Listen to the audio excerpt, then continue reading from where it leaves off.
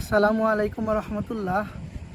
খুবই গুরুত্বপূর্ণ একটা বিষয় শেয়ার করার জন্যই ক্যামেরাটা অন করা। আপনাদের হয়তো সকলেরই জানা আছে, আমাদের জিলহজ মাস শুরু হয়েছে। এই মাসের প্রথম 10 দিন অনেক গুরুত্বপূর্ণ। আর এই 10 দিনে অনেকই আমল আছে। তার ভিতরে একটা গুরুত্বপূর্ণ আমল হলো তাকবীরে তাশরিক। আসলে আল্লাহ তাআলা এই তাকবীরে তাশরিক বলাটাকে ওয়াজিব করেছে। এটা প্রতি নামাজের পরেই আমাদের বলতে হবে। তাকবীরে তাশরিকটা হলো আল্লাহু আকবার, আল্লাহু আকবার, লা ইলাহা ইল্লাল্লাহু, আল্লাহু আকবার, আল্লাহু আকবার, ওয়ালিল্লাহিল হামদ।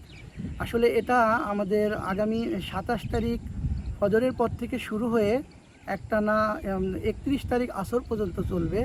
যেহেতু এই আমলটা অনেক গুরুত্বপূর্ণ, তাই আমাদের মাঝ থেকে যেন এই আমলটা ছুটে না যায়, এই দিকে আমরা সবাই খেয়াল করব। সবাই ভালো থাকবেন। আসসালামু আলাইকুম রহমতুল্লাহ।